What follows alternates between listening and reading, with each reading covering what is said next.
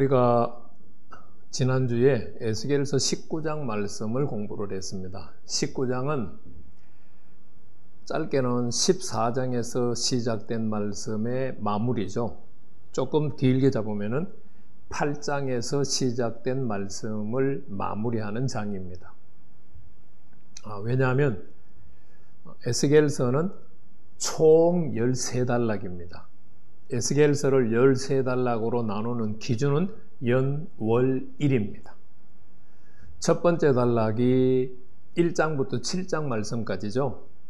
여호야긴 왕이 사로잡힌 지 5년째 해에 주어진 말씀입니다.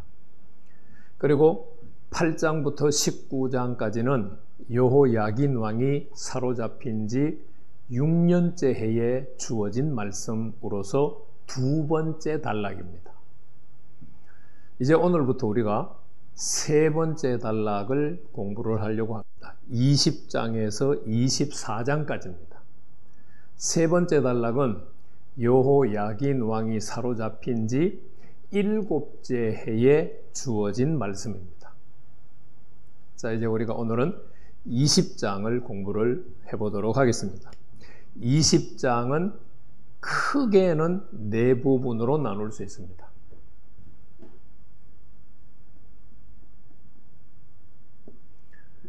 1절부터 9절 말씀이 첫 번째 부분입니다.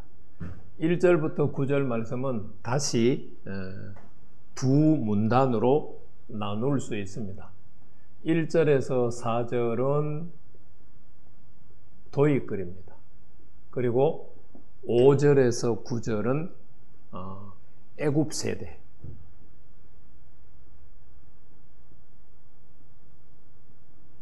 그리고 두 번째 문단은 10절에서 26절입니다. 10절에서 26절도 두 문단으로 나눌 수 있습니다. 10절에서 17절은 광야 1세대,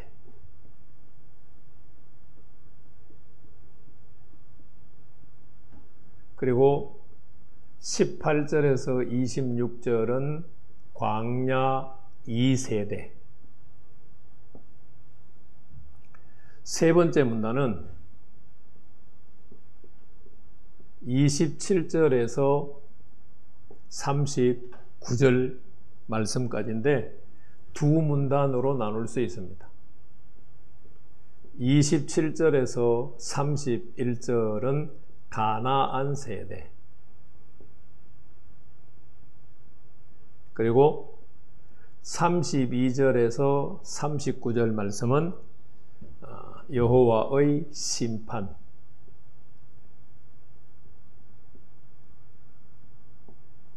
그리고 마지막 네 번째 문단은 40절에서 44절입니다. 여기서는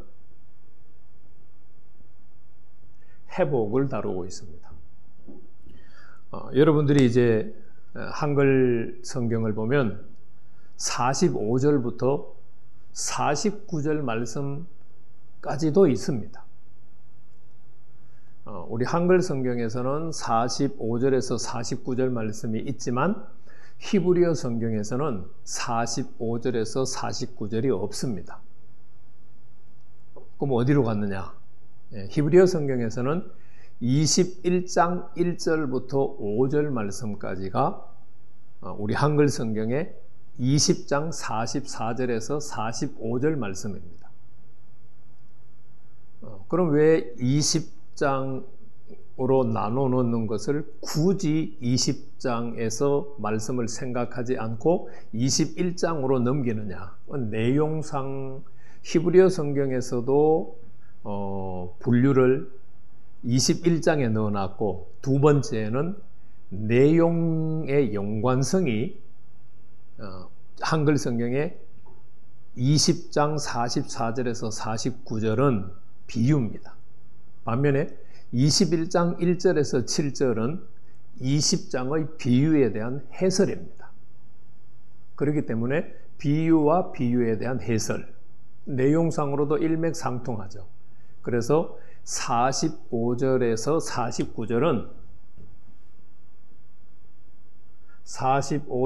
49절은 21장 1절에서 7절 말씀을 공부할 때 다음 주일에 공부를 하도록 하겠습니다. 자, 이 부분은 비유고 21장 1절에서 7절은 비유 해설입니다. 자, 그러면 이제 우리가 1절에서 4절 도입 부분부터 짧게 살펴보도록 하겠습니다. 1절 말씀에 보면은 이스라엘 장로 여러 사람이 에스겔에게 물으려고 찾아옵니다. 자, 이스라엘 장로들이 에스겔을 찾아온 장면이 앞에 있었죠. 바로 14장 1절입니다. 14장 1절에서 이스라엘 두어 장로가 에스겔을 찾아왔습니다. 여호와께서 그 장면을 보시고 단호하게 말씀하셨죠. 뭐라고 말씀하셨어요? 여호와께서 자신을 가리켜서 나는 너희들에게 대답 안 해 라고 말씀하셨습니다. 사실은 글의 내용 흐름으로 보면 에스겔 너 이스라엘 두어 장로들이 물어도 너 대답하지 마 이렇게 해야 논리적으로는 맞죠. 내용적으로도 내용의 흐름상 맞죠. 그런데 하나님께서 나는 너희들에게 대답 안 해. 그 말은 무슨 얘기예요? 에스겔 보고 대답하지 말라는 이야기예요.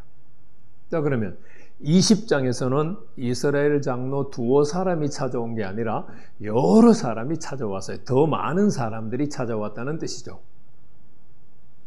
역시 그들은 에스겔에게 뭔가를 묻기 위해서 찾아왔어요. 여호와께서는 14장의 이스라엘 장로 두어 사람을 대할 때와 이스라엘 장로 여러 사람을 대할 때 동일한 반응을 보였을까요? 다른 반응을 보였을까요? 3절 말씀 보셔요. 이스라엘 장로들에게 말하여 이르라. 주 여호와께서 이렇게 말씀하셨느니라. 너희가 내게 물으려고 왔느냐?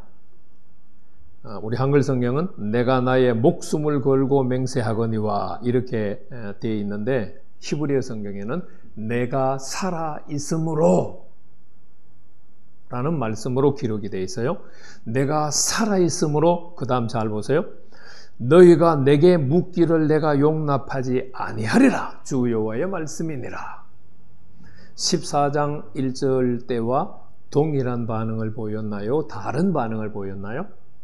네, 동일한 반응을 보였어요. 여호와께서는 14장에 찾아온 이스라엘 장로 두어 사람과 20장에서 찾아온 이스라엘 장로 여러 사람들을 동일하게 대했어요. 왜 그랬을까요? 그건 당연하겠죠. 그들은 동일한 죄를 짓고 있으니까요. 14장에서는 그들의 죄를 그들은 어떤 사람이라고 말씀하셨어요? 가증한 우상 숭배를 하는 자들이라고 했어요. 가증한 우상 숭배를 마음에 둔 자들이다. 그리고 그들이 살아가는 삶 앞에 뭐가 있어요? 걸림돌이 있어요? 죄악의 걸림돌이 있어요. 20장에 찾아온 이스라엘 여러 장로들도 14장의 장로들과 다를 바가 없어요. 그래서 하나님께서 에스겔 선지자에게 여호와 하나님께서 대답할 수 없다고 얘기하라고 강하게 얘기를 합니다. 그런데 4절 말씀을 보면 에스겔의 생각이 다르고 이스라엘 여러 장로들의 생각이 다르고 여호와 하나님의 생각이 다릅니다.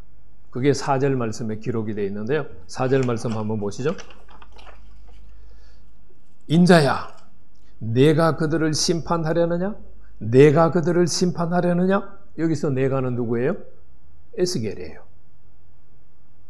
그들, 이스라엘 장로들이죠. 지금 여호와 하나님께서 에스겔에게 너가 이스라엘 장로들을 판단할 거야? 반복해서 물었어요. 그런 굉장히 강조하고 있다는 뜻이에요. 에스겔 선지자의 마음속에는 이스라엘 여러 장로들이 물으러 왔기 때문에 거기에 대해서 대답하고 싶은 마음이 있다는 것을 보여주고 있어요. 내가 그들을 심판하겠느냐? 내가 그들을 심판하겠느냐? 여호와께서 에스겔에게 2번이나 묻죠. 자, 그 다음에 보시죠. 너는 그들에게 그들의 조상의 가증한 일을 알게 하라. 자, 그들에게는 누구예요? 이스라엘 여러 장로들이죠. 이스라엘 여러 장로들은 뭐 하고 싶어서 에스겔을 찾아왔어요? 뭔가에 대해서 묻기 위해서 찾아왔어요. 그런데 여호와 하나님은 그들이 궁금해하는 것에 대해서는 대답하고 싶은 생각이 전혀 없어요. 그래서 뭐라고 말씀하세요? 4절 하반절 말씀에 그들의 조상들의 가증한 일을 알게 하라. 그러니까 이스라엘 장로들이 묻고 싶은 이야기와 여호와 하나님께서 그들에게 말해주고 싶은 내용이 완전히 다른 거예요. 다른 거. 상충되는 거죠. 그럼 어떻게 해야 될까요?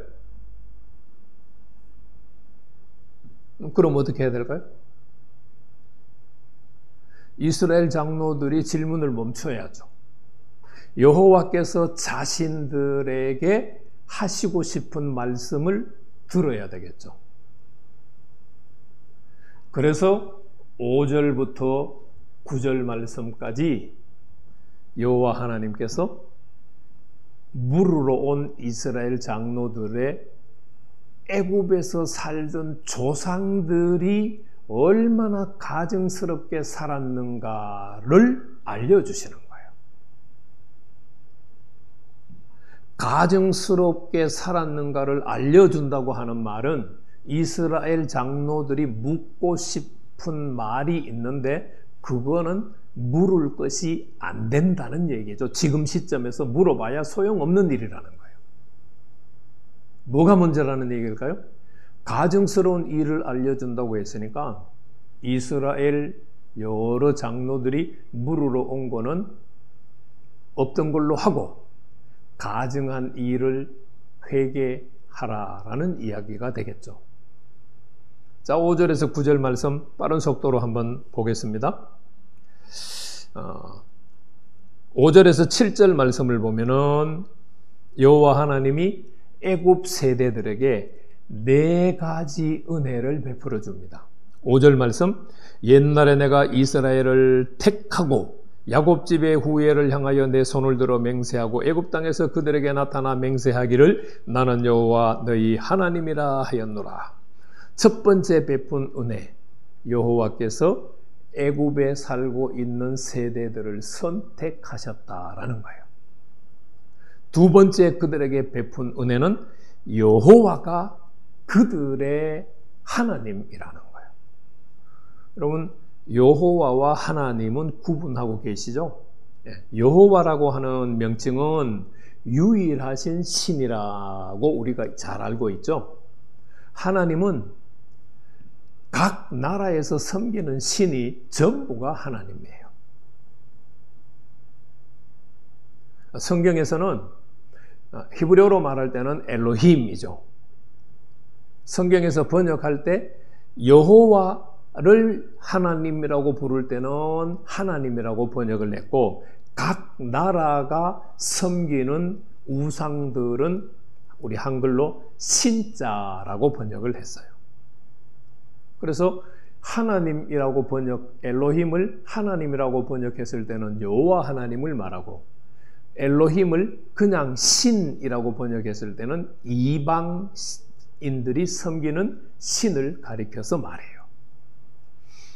여기서 하나님께서 이집트 세대들에게는 여호와가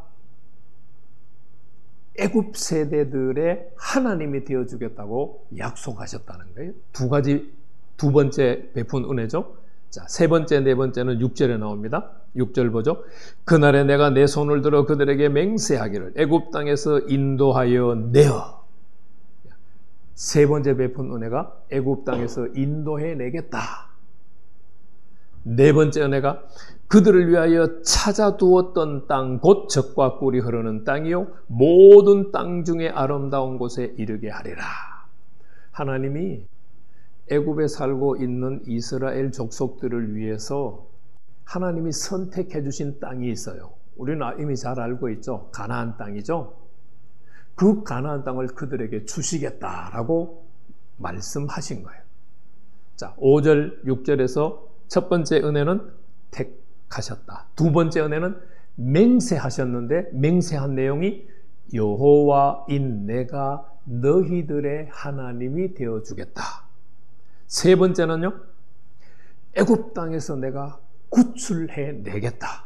네 번째 은혜는요, 내가 선택해 둔 젖과 꿀이 흐르는 땅에 너희를 인도해 주겠다. 하나님께서 애굽 세대에게 5절, 6절에서 이렇게 네 가지 은혜를 베풀어 주셨어요.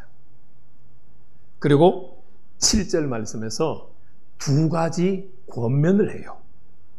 자, 7절 말씀 보시죠. 또 그들에게 이르기를 너희는 눈을 끄는 바 가증한 것을 각기 버리고 애굽의 우상들로 말미암아 스스로 더럽히지 말라. 애굽 땅에 살고 있는 사람들이 애굽에서 섬기는 다양한 신들을 눈으로 볼 거 아니에요. 여호와께서 뭐라고 말씀하셨어요? 그 눈으로 보는 바, 눈을 끄는 바 가증한 것을 각기 다 버려라. 섬기지 말라는 거죠. 여호와가 그들의 하나님이 되어주신다고 하셨으니까 누구를 섬겨야 돼요? 여호와를 섬겨야죠. 그래서 애굽 땅에서 눈에 보이는 신을 섬기지 말라라고 첫 번째 권면을 하셨고, 두 번째는요, 애굽의 우상들로 말미암아서 우상 숭배에서 자신을 더럽게 하지 말라, 더럽히지 말라라고 두 가지 권면을 했어요. 자, 그런데 애굽 세대에 지금 물으러 온 이스라엘 장로들의 조상들은 어떻게 살았을까요?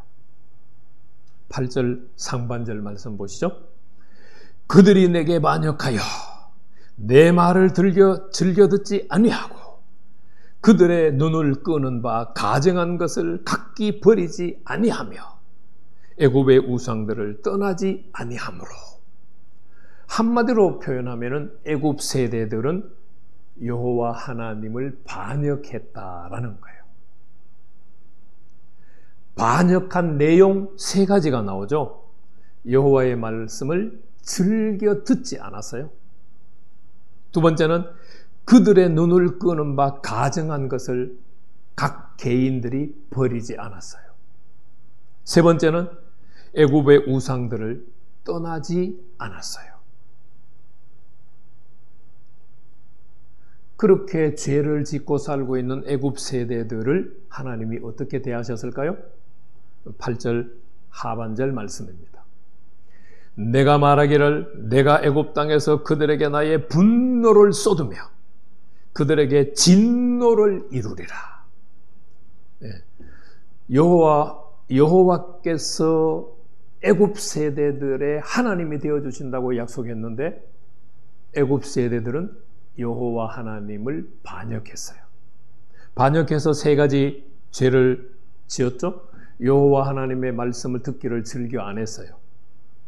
각기 눈에 끄는 바, 애굽의 눈에 끄는 바 가증한 것들을 버리라고 했는데 안 버렸어요. 애굽의 우상들로 자신을 더럽히지 말라고 했는데 더럽혔어요. 이에 대해서 하나님께서 분노를 쏟으시고, 8절 하반절에 분노를 쏟으시고 내가 진노한다 라고 하나님께서 선포하셨어요. 그런데 분노를 쏟으시고 진노하시면 어떤 일이 일어나야 될까요? 다 죽여야죠. 다 죽여야죠.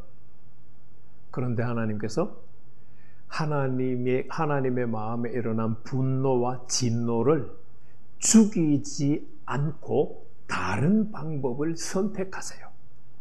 20장에는 계속해서 그 각도로 성경이 기록이 돼요. 심판을 하면은 죽여야 돼요. 긍휼과 자비 나타날 수 없어요. 무자비하게 사람을 죽여야 돼요. 그런데 하나님께서 분노하시고 진노를 썼는데 죽이는 방법을 선택하지 않았다고 말씀하시면서 다른 방법을 선택했다고 말씀하세요. 바로 마지막 9절 말씀 보시죠. 그러나 내가 그들이 거주하는 이방인의 눈앞에서 그들에게 나타나 그들을 애굽 땅에서 인도하여 내었나니 이는 내 이름을 위함이라. 내 이름을 그 이방인의 눈앞에서 더럽히지 아니하려고 행하였습니다. 하나님께서 여호와 하나님을 대적하고 여호와 하나님의 말씀을 안 듣고 각기 눈에 보이는 바 가증한 것들을 버리라고 그랬는데 안 버리고 애굽의 우상으로 더럽히지 말라고 했는데 더럽힌 애굽 세대들에게 분노하고 진노하셨어요. 그 분노하고 진노하신 방법이 그들을 죽인 것이 아니라 그들을 애굽에서부터 탈출시켜낸 거예요. 무엇 때문에? 여호와 애굽 세대들의 하나님의 이름 때문에. 여호와 하나님은 우상 숭배하는 애굽 세대들을 애굽에서부터 끌어내므로 말미암아서 뭘 했다고 말해요? 내 이름을 이방인의 눈앞에서 더럽히지 아니하려고 그렇게 했다라고 말씀하세요. 여기는 굉장히 중요한 의미가 숨겨져 있죠. 애굽에 살고 있는 이스라엘 족속들이 여호와의 말씀을 잘 듣고 여호와의 말씀대로 잘 살면 애굽 사람들에게 뭘 전하는 거예요? 여호와의 이름을 전하는 거예요. 여호와의 이름을 드러내는 거예요. 그런데 그들이 우상 숭배를 하고 있으니까 여호와의 이름이 드러납니까? 여호와의 이름이 땅에 떨어져서 더러워지나요? 땅에 떨어져서 더러워지죠. 하나님은 애굽에 살고 있는 이스라엘 족속들이 여호와의 이름을 땅에 떨어뜨려 더럽히지 않게 하려고 그들을 구출을 해낸 거예요. 그 구출해낸 사건을 가리켜서 내 이름을 이방인의 눈앞에서 더럽히지 않게 하려고 너희를 탈출시켰다. 이렇게 설명을 하셨어요. 그러니까 애굽 세대들의 우상 숭배, 하나님을 대적하고 우상 숭배하는 것에 여호와 하나님이 분노하시고 진노하셨어요. 그러면 죽여야 되는데 죽이지 않고 그들을 탈출시켰어요. 탈출시킨 이유는 여호와께서 자신의 이름을 위해서. 자신의 이름을 어떻게 위한 것인가? 애굽에 살고 있는 세대들이 여호와의 이름을 땅에 떨어뜨리고 더럽히니까 그들을 탈출시켜서 남아있는 사람들로 하여금 여호와 이름이 더 이상 더러워지는 것을 못 보게 하신 거예요. 안 보게 하신 거예요. 그것이 여호와의 이름을 드러내는 것이다 라고 여호와 하나님께서 표현을 했어요. 예수를 믿는 그리스도인들도 저는 똑같다고 생각합니다. 우리가 직장 생활을 해서 직장을 가든 아니면 학교 생활을 해서 학교를 가든 아니면 이웃 사람들과 만나든 내가 교회 생활을 하는 예수 믿는 하나님의 자녀라는 것을 그들이 안다면 그들은 나의 말, 나의 표정, 나의 행동까지를 다 보고 있습니다. 내가 하나님의 말씀대로 구별되게 살면 그들에게 하나님의 이름을 전하면서 높여드리는 거예요. 그런데 나는 하나님의 자녀로서 교회 생활을 하는 거 다 아는데 세상 사람들과 똑같이 말하고 똑같이 살아가면 나도 모르는 사이에 그들에게 여호와의 이름을 더럽히고 있는 거예요. 여호와 이름을 땅에 떨어뜨리고 있는 거예요.